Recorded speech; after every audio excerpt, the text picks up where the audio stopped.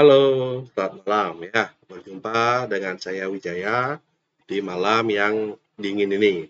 Di luar saat ini sedang hujan, jadi kita akan hangatkan tubuh kita dengan soal-soal yang hot atau panas. Nah, kali ini saya membawakan soal SBMPTN Saintek Kode Naskah 457, yaitu tentang garis gradien dari dua kurva. Nah, soalnya akan saya tampilkan terlebih dahulu. Oke, jadi soalnya adalah ini. Ya, bisa dilihat dari soal, ini adalah sebuah garis melalui titik O 0,0 dan titik P-nya A, B berpotongan tegak lurus dengan garis singgung kurva Y sama dengan X kuadrat dikurangi 9/2 di P A, B. Nah, mari kita buat dulu peta konsep untuk pengerjaan soal ini. Oke, saya pindah dulu ke sini. Ya, jadi pindahnya santai begitu. Nah, saya akan tuliskan sekarang bagaimana cara langkah pengerjaannya. Nah, untuk soal ini, ya, langkah pengerjaan yang pertama itu kita harus ya memahami bahwa ya kan gradien atau suatu persamaan dari suatu kurva itu berbeda-beda, gitu ya. Maksudnya berbeda-beda itu seperti apa? Akan saya tunjukkan di sini, ya. Jadi kita langkah yang pertama kita akan mencari persamaan, gitu ya, persamaan garis dari origin ke P. Nah, persamaan garis tersebut kemudian kita tentukan gradiennya. Nah, gradiennya itu kita sebut sebagai M1. Nah, dikatakan di sini pada soal, ya kan, karena dia berpotongan tegak lurus, artinya kita perlu lagi mencari M2 dengan menggunakan kesamaan M1 kali M2 itu akan sama dengan negatif 1. Gitu ya. Jadi, kita mencari gradien 2 dari persamaan garis O ke P. Nah, kemudian di sini dikatakan bahwa garis itu sama dengan ya, yaitu Y sama dengan X kuadrat dikurangi 9/2. Nah, di sini kita juga cari gradiennya.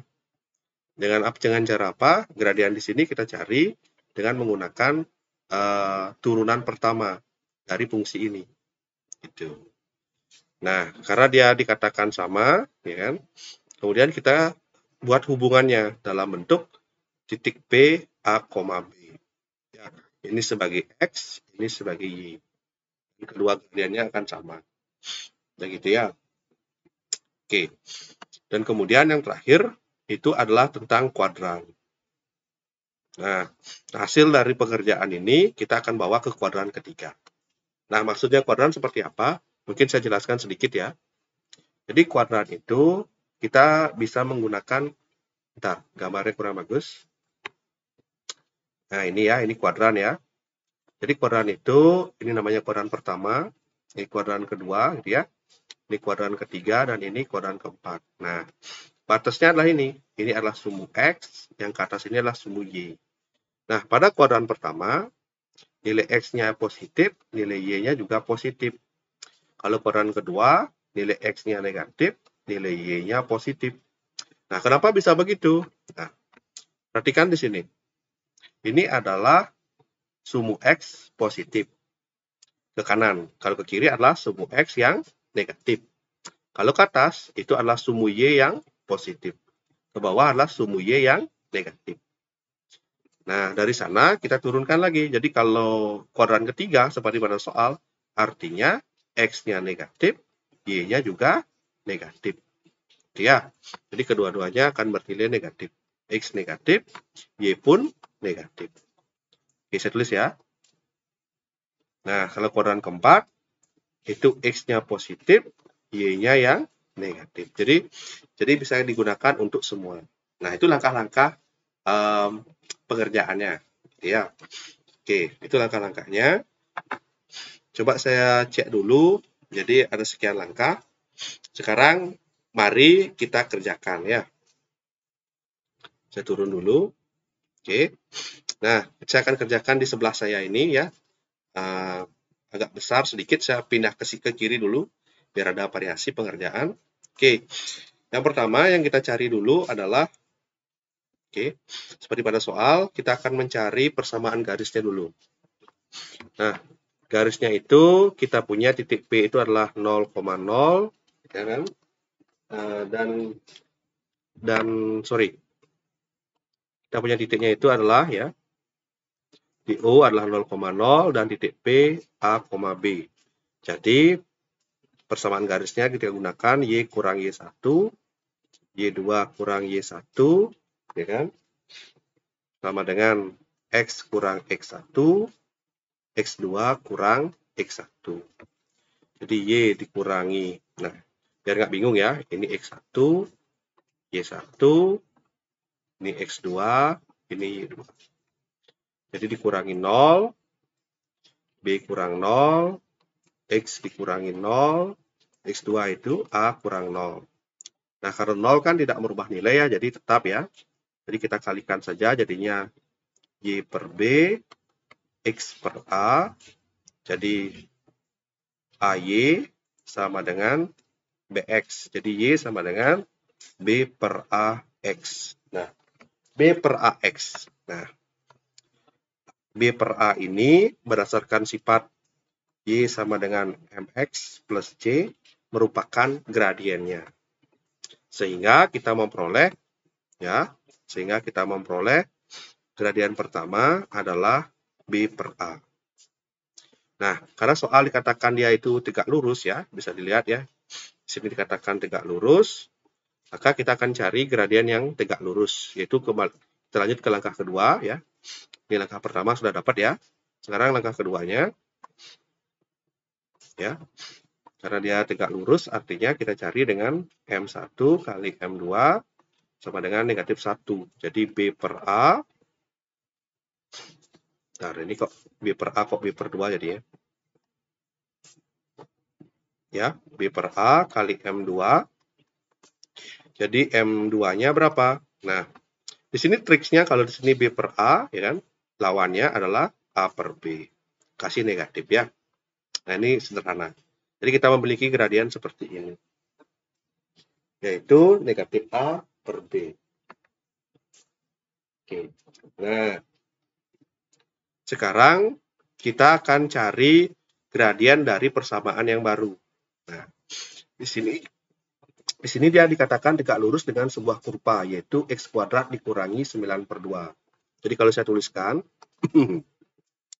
Y sama dengan X kuadrat dikurangi 9 per 2, untuk mencari gradien gitu ya. Jadi M atau gradien akan sama dengan turunan pertama, yaitu 2X.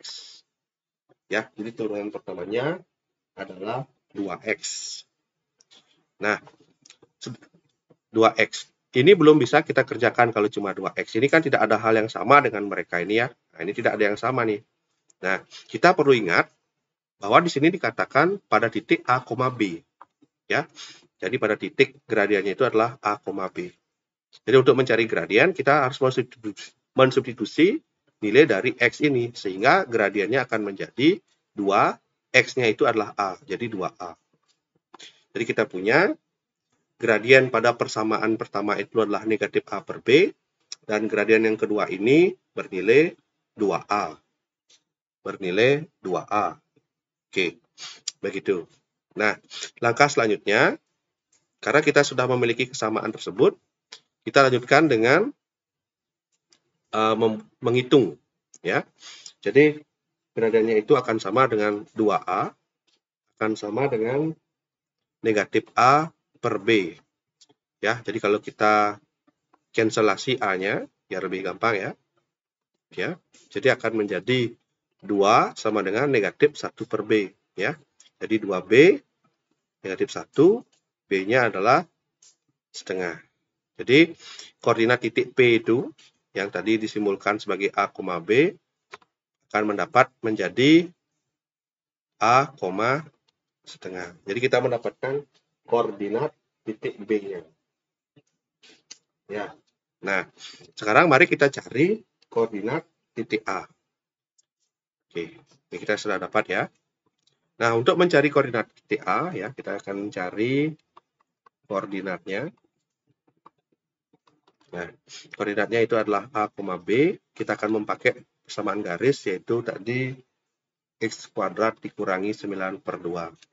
Sehingga kita substitusi aja di sini, jadinya kita dapat, ini kan X ya, ini ingat ya, ini koordinat X, ini koordinat Y. Jadi kita dapat B akan sama dengan A kuadrat dikurangi 9/2.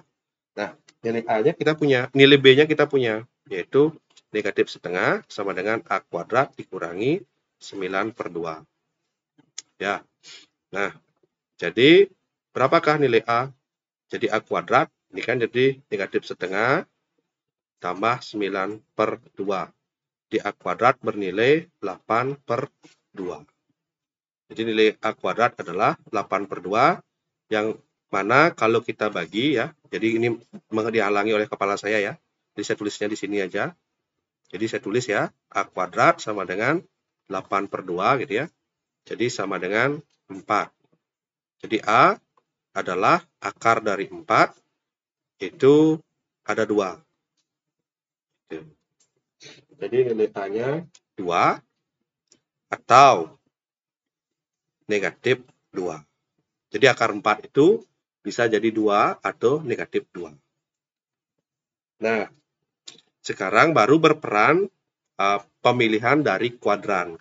Seperti yang saya sampaikan tadi, jadi kalau kuadran 3 itu yang dipilih adalah nilai X-nya negatif, nilai Y-nya juga negatif. Jadi kalau misalnya dipilih 2, itu kan tidak mungkin ya, karena kan dia ada di sebelah X-nya. Jadi yang memenuhi syarat itu adalah negatif 2 dan B-nya negatif setengah. Jadi titik B-nya itu adalah negatif 2, negatif setengah. Nah, kita sudah mendapatkan titik P, titik yang merupakan perpotongan dari dua buah kurva tersebut. Nah, kita sudah dapatkan itu. Nah, pertanyaan di sini adalah berapakah nilai dari A tambah B, ya kan? Jadi negatif 2 tambah negatif setengah. Ya, jadi kalau dijumlahkan jadinya min 4, 1. Oke, bentar ya. Ini kan gampang sekali nih. Sebenarnya langsung bisa kita dapat ya. Min 2 tambah negatif setengah artinya 2,5, yaitu 5/2. Ya, jadi jawabannya adalah B, negatif 5/2. Ya, mohon maaf ya kalau pada penjelasan ini agak terbata-bata gitu ya, karena ini dingin sekali. Jadi agak nge-lag sedikit dan ini videonya lumayan lama. Intinya kalian mengerjakan soal ini, satu, paham bahwa gradien tersebut banyak cara mencarinya dengan menggunakan Y sama dengan MX sama C berupa persamaan garis, atau juga menggunakan sifat turunan pertama, bahwa aplikasi dari turunan pertama adalah gradien. Sisanya silakan disesuaikan dengan soal. Oke, itu sedikit dari saya pada pertemuan kali ini. Kita akan sambung lagi dengan konten-konten berikutnya. Jangan lupa subscribe jika ini bermanfaat, like kalau suka, dislike aja kalau nggak suka.